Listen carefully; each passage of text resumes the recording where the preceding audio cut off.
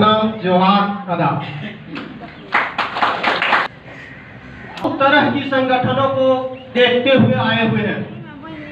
हमें ऐसा नहीं लगता है कि हम सब जितना है इसमें से भी बहुत सारे पार्टी संगठन से जुड़े हुए कर चुके हैं पहले, क्योंकि हम भी जेएमएम से पहले पंचायत सचिव हुआ करते थे। हालांकि आज हम उस पद पे अपने आप को नहीं सोच रहे हैं, क्योंकि जब से हम मानव अधिकार का बैनर तले आए हैं तो पार्टी का चर्चा ही बिल्कुल हम छोड़ चुके हैं, क्योंकि हमको इससे बड़ा प्लेटफॉर्म कोई भी प्लेटफॉर्म नजर नहीं आ रहा है। मानव अधिकार का अर्थ अगर हम समझेंगे तो हमको बुझाएगा कि मानव अधिकार शब्द जो है ये कौन सा शब्द है, जो कि हमें पैदा लेने से पहले से ही अधिकार मिल जाता है। जब हम अपना माँ का पेट में होते हैं, फर्स्ट मंथ से ही हमारी माँ को हमारे नाम से किडवैक की इंजेक्शन आपको सहारा दिया जाता है कि नहीं साथियों।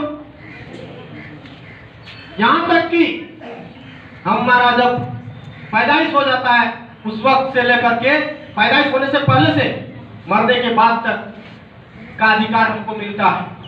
इसीलिए मानव अधिकार से बड़ा प्लेटफॉर्म हमको कोई नजर नहीं आया, और इसीलिए हम अपना तन से, मन से और धन से जो सी भी बोलिए हम इसमें समर्पित हैं। हम अगर जिएंगे तो मानव अधिकार के बैनर तले ही जिएंगे, अगर मरना भी पड़ेगा तो हंसते हंसते जान देंगे इस बैनर के तले।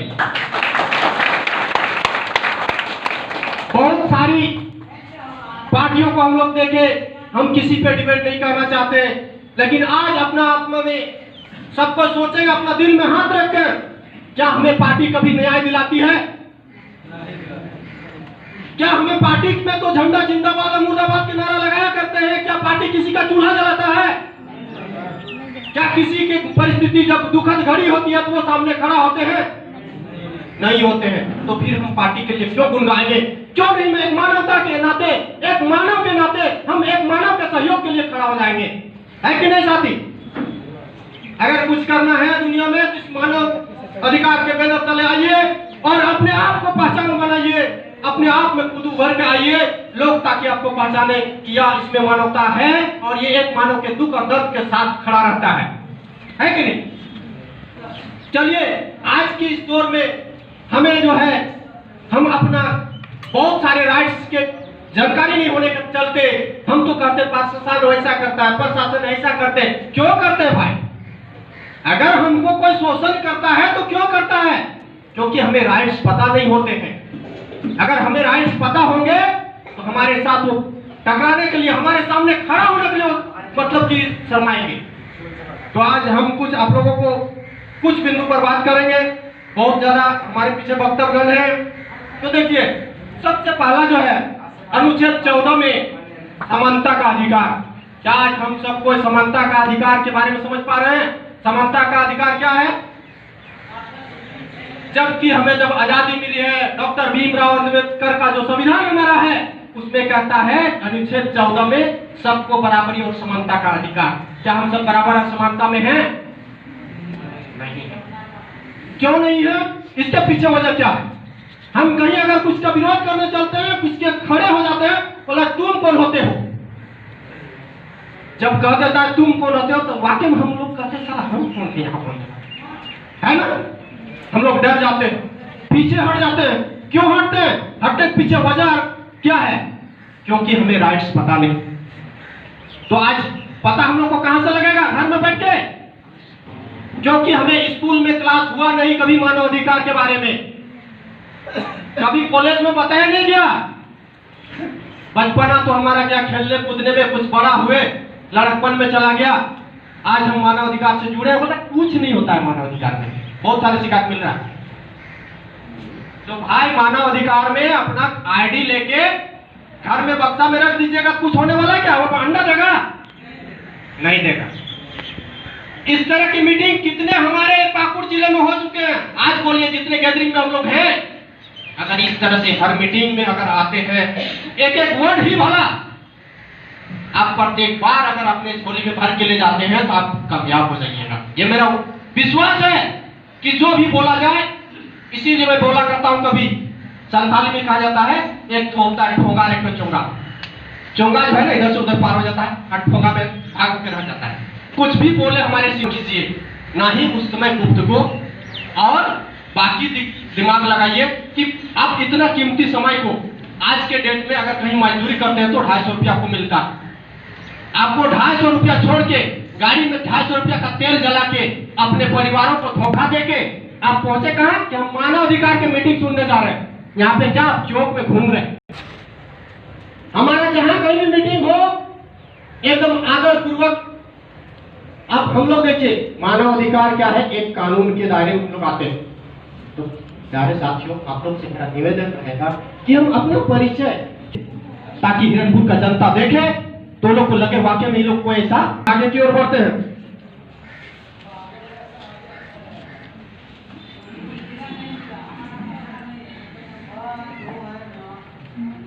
प्रयास करेंगे कि हम कुछ कम की बात करें। तो चलिए कुछ राष्ट्र बताते हैं, क्योंकि हमको टाइम भी कुछ शॉर्ट करने के लिए बोला गया है। देखिए, सिर्फ हंगामा खड़ा करना मेरा मकसद नहीं, सिर्फ हंगामा खड़ा करना मेरा मकसद नहीं। मेरी कोशिश है कि मैं सूरत बदलनी चाहिए, मेरी कोशिश है कि सूरत बदलनी चाहिए। हम लोग यहाँ आके भीड़ लगा के खिचड़ी खा लिए, ये मेरा मकसद नहीं। हम लोग यहाँ 2-4 को डायलॉग मार के चले गए, हम कोई फिल्मी हीरो नहीं। हम लोग यहाँ जो भी चर्चा करेंगे उस पर थोड़ा ध्यान देंगे। तो चलिए, जिनको भी अगर पता हो तो बहुत बहुत धन्यवाद, नहीं पता हो तो कुछ 2-4 पॉइंट हम बता रहे हैं, नोट कर लीजिए। इसके बाद क्या कि मेरा टाइम बहुत शॉर्ट दिया गया है, नहीं तो बोलने का हम आज बहुत रेडी होके आए थे। सीआरपीसी 51 में कहता है कि गिरफ्तारी का कारण जानने का अधिकार। आज के डेट में होता क्या है भाई, आपके दरवाजे पे अगर पुलिस खड़ा हो जाए ना, वर्दी देखते ही आपका पेशाब पैखाना छूटने लगेगा, पसीना तो दूर की बात है, पसीना तो आप भीग ही जाइए। होता है कि नहीं?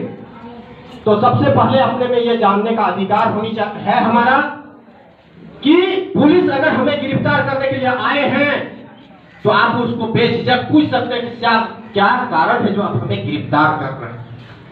ये चीज है। चलिए, इसके बाद जो है सीआरपीसी 46(1) माने 46(1), इसमें क्या है, महिला को सिर्फ महिला पुलिस ही गिरफ्तार करेगी। महिला को कोई जेंट्स कांस्टेबल, कोई जेंट्स पुलिस उसको अरेस्ट नहीं कर सकता है, उसके लिए महिला पुलिस ही गिरफ्तार कर सकती है। ठीक है, आप सब ये चीज थोड़ा दिमाग में कभी रखिएगा, गांव घर में बहुत सारे काम आ जाएंगे। तीसरा नंबर सीआरपीसी 46(4), इसमें क्या करता है, महिला को सूर्यास्त के बाद और सूर्योदय से पहले गिरफ्तार नहीं किया जाएगा।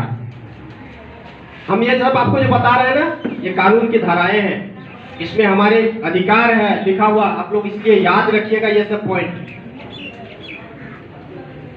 बहुत ज्यादा एक वर्ड मतलब हर पॉइंट पे बहुत ज्यादा बात करने का था, लेकिन टाइम कम होने के खाली हम पॉइंट बता रहे हैं। चौथा नंबर पे आप चाहते हैं नॉन कॉन्ग्रेजेबल ऑफेंस के मामलों में वारंट देखने का अधिकार। आपको जब कभी भी कोई पुलिस अरेस्ट करने के लिए आते हैं तो आप वारंट पहले उससे मांगिए, देखिए कि आपके नाम पर क्या वारंट जारी है अरेस्ट करने का, तो ही आप अरेस्ट देने के लिए तैयार होइए, वरना विरोध कीजिए। नॉन कॉन्ग्रेज लिखिए, एक बार में बोल देंगे फिर सेंटेंस आपका छूट जाएगा। नॉन कॉन्ग्रेजेबल ऑफेंस के मामलों में वारंट देखने का अधिकार।